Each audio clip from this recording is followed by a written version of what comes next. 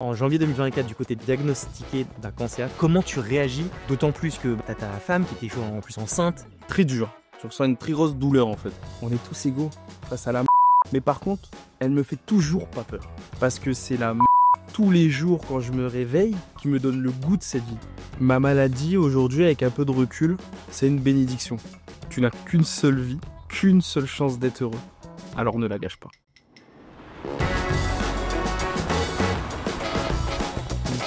Kenny, tu es père de famille, entrepreneur, influenceur sur Instagram, t'as plus de 148 000 abonnés, t'es boxeur taille, attention, et surtout, t'as battu un putain de cancer.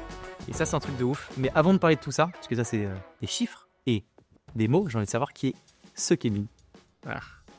Ce Kémy, c'est un enfant heureux. C'est un enfant très heureux. Ça se voit. Dans une famille incroyable, beaucoup d'amour de la part de mes parents. À cette époque, j'ai qu'une grande sœur. Après, il y a une petite sœur qui est arrivée. Franchement, un enfant qui est rêveur, qui a envie de faire plein de choses déjà petit. Je veux être chirurgien, je veux être fort en moto. J'étais déjà fou de moto de par mon père. Ça se voit, parce qu'il aimait la moto, c'était la moto de mon père, ça. Un père incroyable, une mère incroyable. Franchement, ouais, très très très bien. C'est beau. On va commencer par un premier chiffre, un chiffre clé qui va nous mettre un peu dans le vif du sujet. Selon toi, à quoi ça correspond?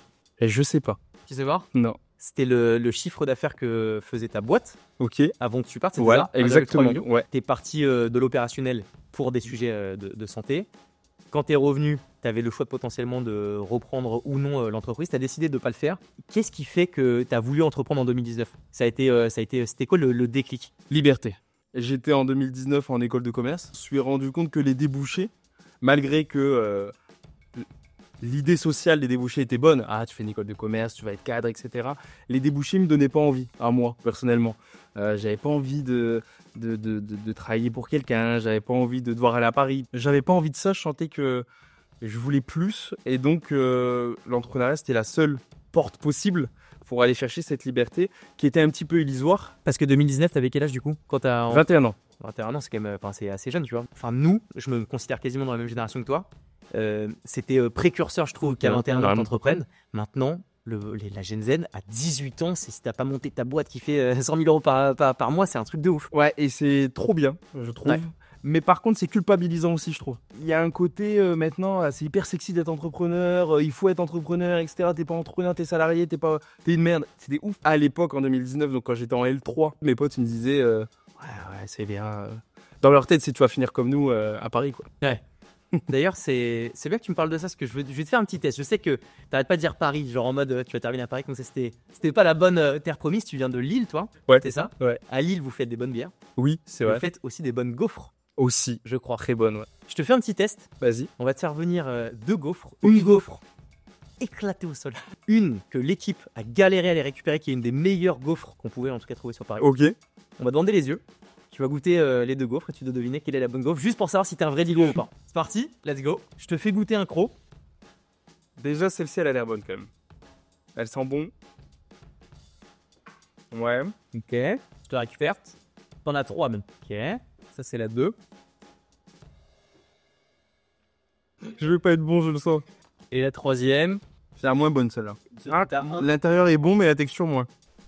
Alors, Ok. La meilleure, c'est la 3. parce que au goût, tu m'as dit que c'était vraiment bonne. Ouais, mais l'intérieur était bon. C'est Ah. la texture. Ok. Mais du coup, je le vois visuellement. Et après, les deux, je les mets dans la même catégorie industrielle. Parce que c'est exactement les mêmes.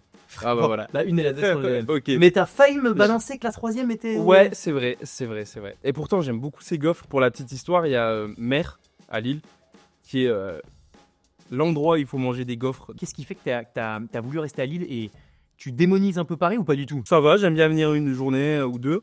Mais that's it, j'aimerais pas y vivre. Et entreprendre à Lille versus Paris, tu penses que t'as les mêmes chances? Non, Lille, c'est un petit beaucoup plus, même, fatigué comme secteur, Ouais. entrepreneurialement parlant, que Paris. Là. C'est en train de se dynamiser un peu, tu vois. Même dans le sud et tout, j'ai vu que ça bougeait. Parce que l'entrepreneuriat monte globalement. En tout cas, moi, je suis dans le digital, donc Et tu peux le faire du fin c'est fond de clair. la France C'est clair. et craquer le truc largement. On va rentrer dans le vif du sujet d'un moment qui a marqué ta vie. Moi, tu m'as ultra touché dans ton histoire, vraiment, je te le dis. Et j'aimerais bien qu'on revienne un petit peu là-dessus. Donc, en janvier 2024, du côté diagnostiqué d'un cancer, excuse-moi, et on te donne même ta date potentielle de décès, si je te dis pas de bêtises. Comment tu réagis quand t'as un cataclysme comme ça qui tombe? D'autant plus que bah, t'as ta femme qui était en plus enceinte. Très dur. Je ressens une très grosse douleur en fait. Pour remettre du contexte, du coup, je suis en Thaïlande, je vais super bien. Je suis en pleine forme, je fais des combats de boxe. Le truc, tu vois, nickel. Je me sens mal. On rentre pour nos anniversaires respectifs à ma femme et moi, le 9 et le 11. Donc on a 25 et 26 ans. Le 12, je vais chez le médecin et elle me dit, t'as potentiellement un cancer. Donc je rentre dans la phase de, on va voir, prise de sang, scanner. Ces deux choses-là commencent à confirmer que j'ai un cancer. Et je fais la dernière phase qui s'appelle un TEP scan. Et je sors de ce TEP scan. Et normalement, la docteur ou le docteur en médecine nucléaire n'est pas adapté, n'est pas compétent pour te donner un diagnostic. Ok. Sauf que moi, j'avais un peu de skill commercial. Et donc, j'ai négocié le fait qu'on me donne un diag, alors qu'à la base, on m'avait dit non, nous, on peut rien dire. Je négocie un petit peu, etc. Et au final, je dis écoutez, non, mais là, j'ai 26 ans. J'étais en pleine forme, j'attends un bébé dans 4 mois, dites-moi quelque chose. Je ne peux pas partir de là et attendre 2 semaines avant qu'on me dise ce truc. Spoiler, c'était la pire erreur de ma vie de demander. Comme dans les films, hein, elle m'assoit, elle me met le verre d'eau et elle me dit vous êtes touché partout, foie, poumon, rate, os, vous avez un cancer de stade 4 et ça ressemble à un ostéosarcome. Et elle me rajoute, ma petite sœur, elle l'a eu il y a 2 ans, elle est décédée. Elle me dit ça comme ça. On m'a pas donné de date, mais on m'a dit peut-être qu'on va te faire pousser jusque Noël. Et nous, on est en janvier. Ce que je ressens, je peux même pas te dire parce que j'ai un trou. Tu n'as rien à te reprocher. Tu manges bien, tu dors bien, tu bois pas vraiment d'alcool.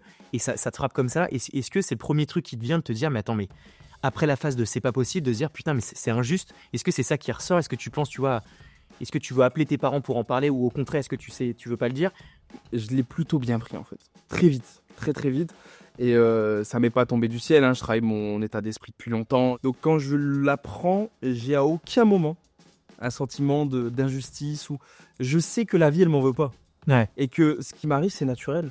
Il y a plein de gens qui l'ont, il y a plein de gens qui meurent, il y a plein de gens qui vivent longtemps. La deuxième partie par rapport à le dire aux gens, etc. Donc moi je savais que c'était un pré-diagnostic et que le vrai diagnostic allait arriver 14 jours après la biopsie, dit par mon hématologue officiel.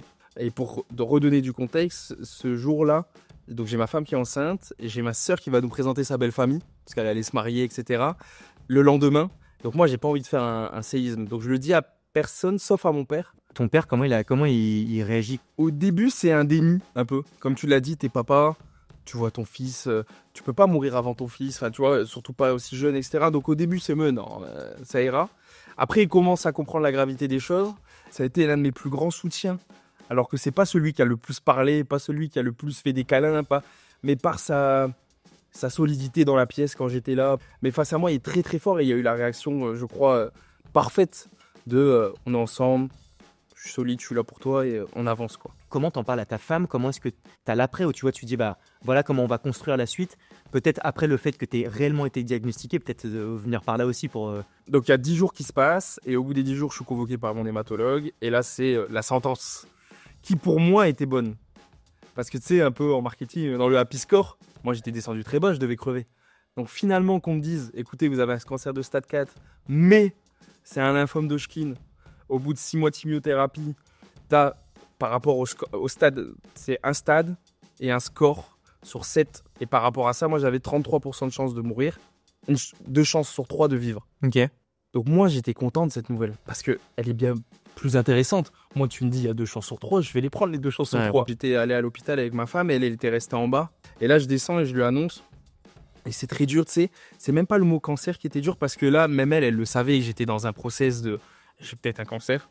C'est le mot chimiothérapie. C'est vraiment là qui a été dur. C'est le mot chimiothérapie. Au même moment que je lui dis, on est à l'hôpital, on voit des personnes descendre, chauves, etc.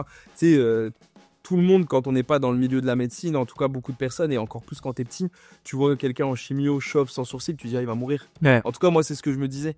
J'ai été un peu comme dans l'entrepreneuriat, j'avais envie de comprendre le projet.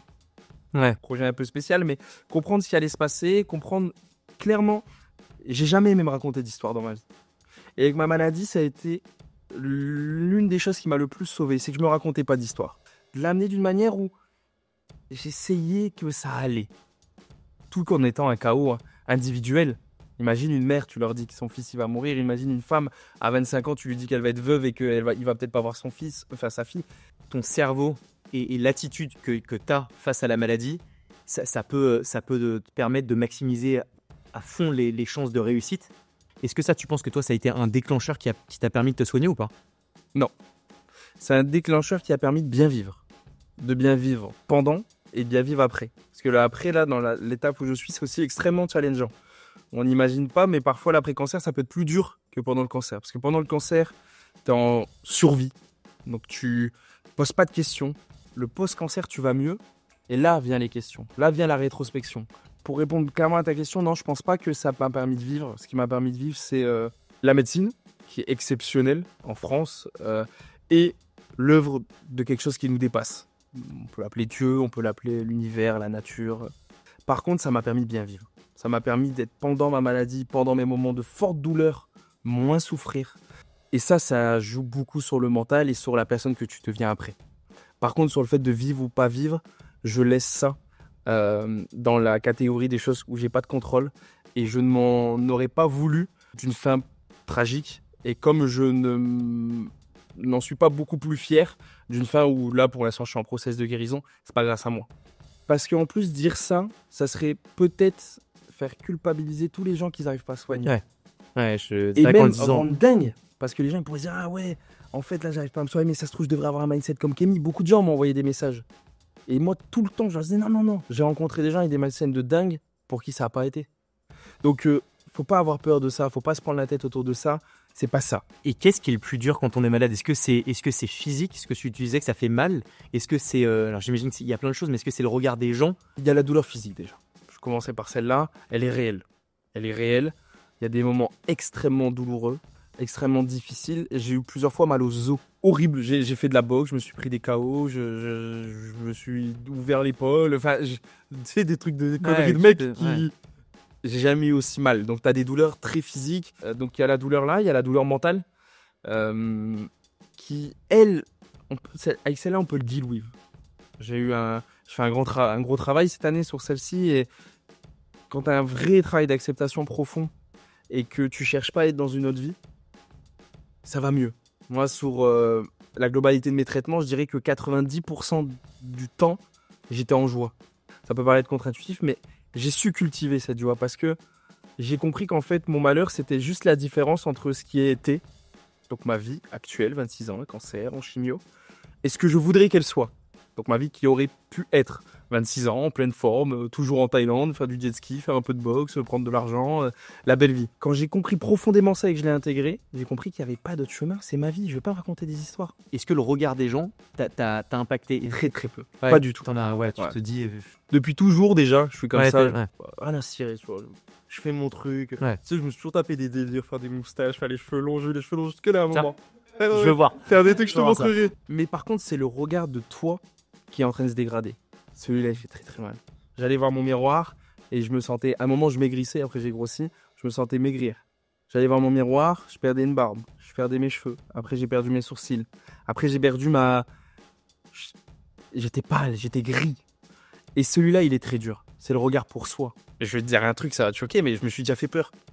Je me suis déjà fait peur. Il y a des soirs, je me réveillais défoncé à cause des médicaments, à cause de la chimio, etc.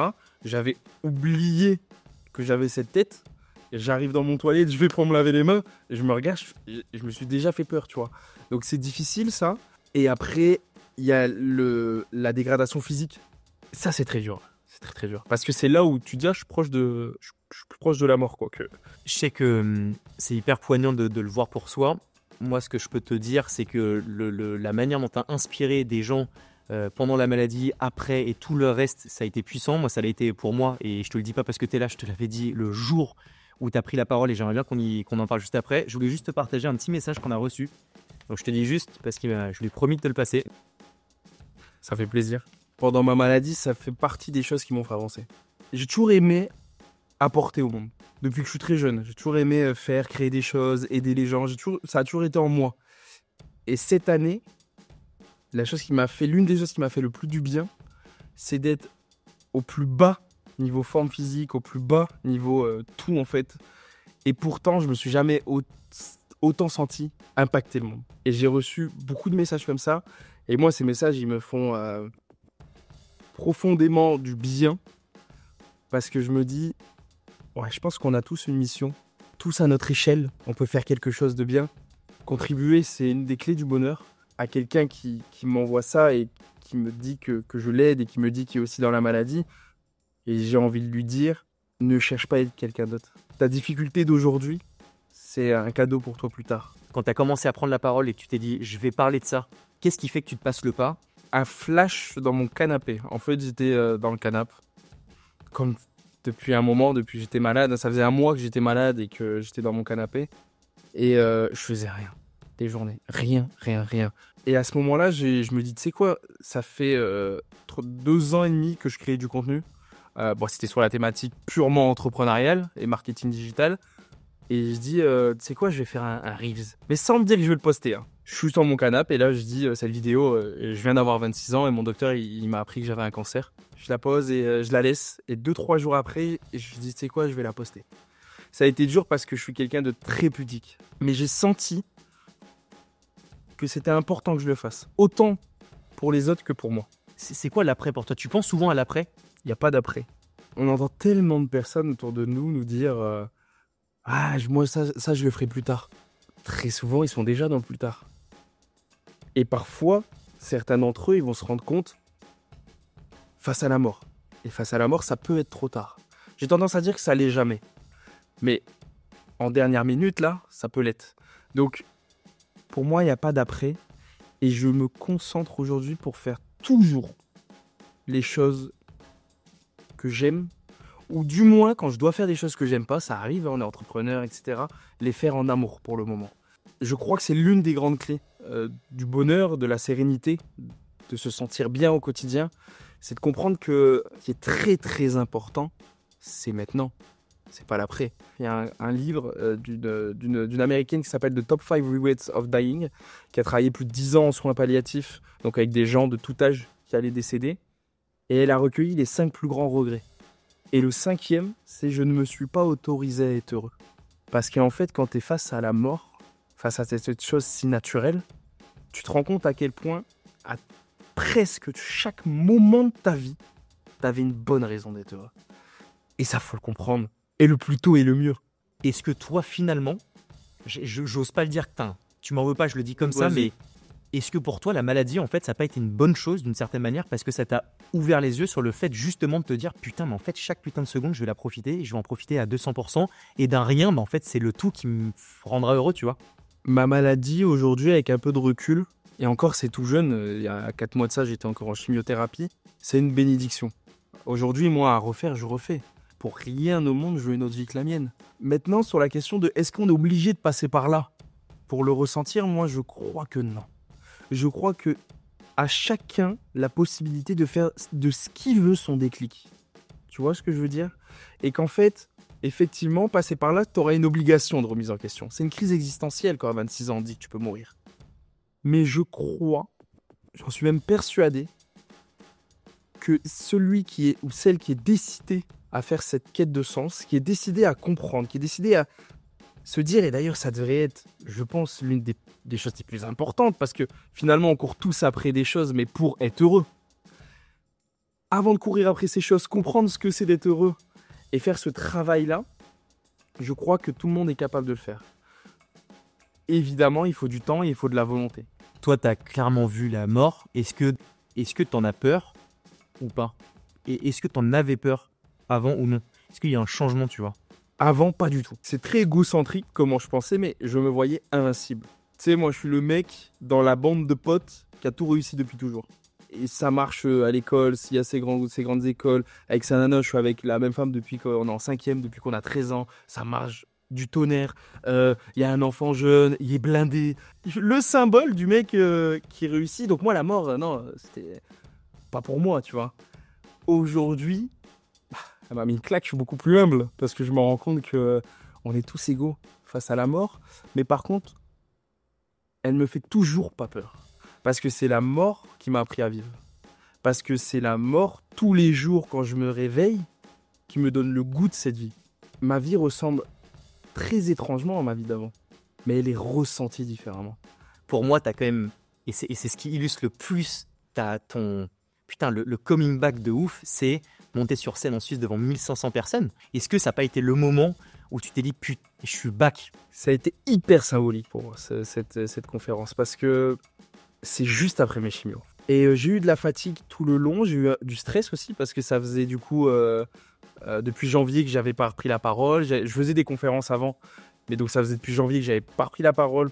Je suis arrivé dans les backstage où on commence à mettre le micro Madonna, etc. Et mec, j'étais exactement à ma place dans cet univers. Exactement à ma place. Je suis arrivé sur scène, je me sentais bien, je me sentais à l'aise et surtout je voyais les gens.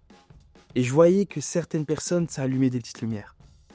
Ça les faisait rêver. Ça leur disait, t'es capable. Ça leur disait, réalise-le maintenant, tu peux crever demain. Et là, j'ai su encore plus que j'étais revenu et que j'allais en faire toute ma vie. Et là, c'est en lien avec 2025, tu as un gros projet, tu peux nous en parler Mon projet de vie, en fait, ça fait depuis 2020-2021 que je suis dans l'accompagnement. Uniquement avant entrepreneurial. Ce que je savais faire de mieux, du marketing digital, j'apprends aux gens à créer leur agence de marketing digital et en vivre.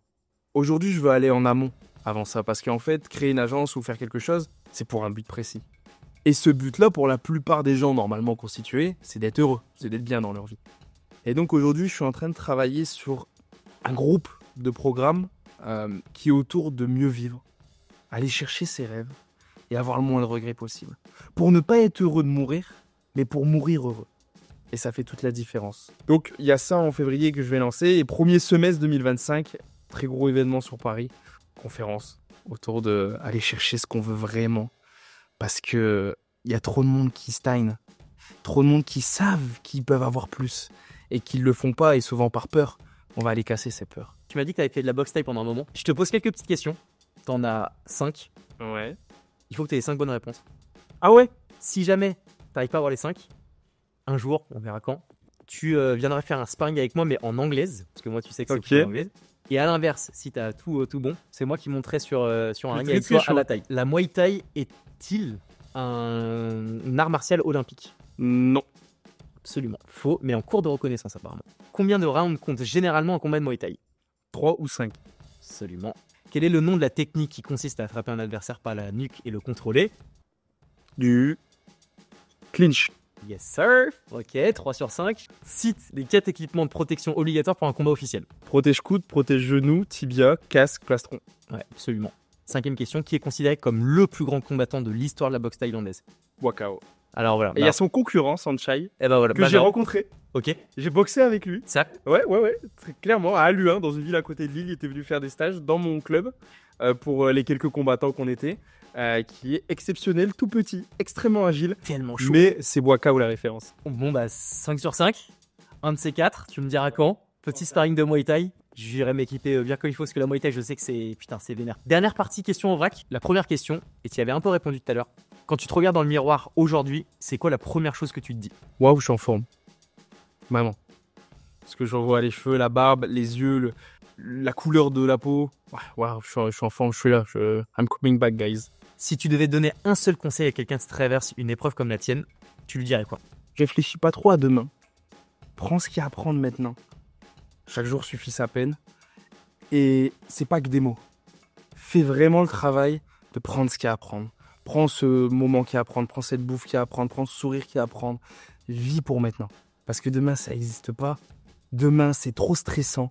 Demain, c'est trop angoissant. Prends ce qu'il y a à prendre. Et si là, tout de suite, tu as suffisamment de force pour rigoler avec ta femme, avec ta fille, avec ton mari, avec une personne que tu aimes, rigole. Tu pleureras demain s'il faut. Est-ce qu'il y a une chose que tu as appris sur toi-même pendant cette épreuve que tu n'aurais jamais imaginé? Non, je me suis justement, tu sais, c'est bien beau de dire je suis bon en dev perso, je suis fort, etc. Mais c'est quand tu éprouves que tu le vois. Et je me suis pas surpris. J'ai été, entre guillemets, à la hauteur de ce que je croyais de moi. Quelqu'un qui sait faire face à la tempête et qui reste à mon capitaine. Et j'en suis plutôt fier pour moi et pour ma famille. Si te restait plus qu'1 mois à vivre, tu ferais quoi? Je ferais exactement ce que je fais au quotidien, vraiment. Toi, quand t'as vécu tout ça, quelqu'un qui se plaint pour un rien, t'as envie de lui dire quoi? Quand t'es dans la phase de down vraiment mal, tu peux lui dire ta gueule.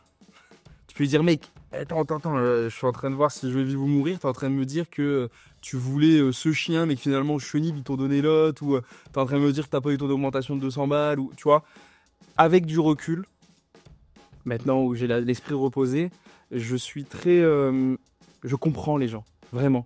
Parce que tu sais, chacun a sa sensibilité. Chacun a sa façon de voir le monde, a sa façon de voir les choses.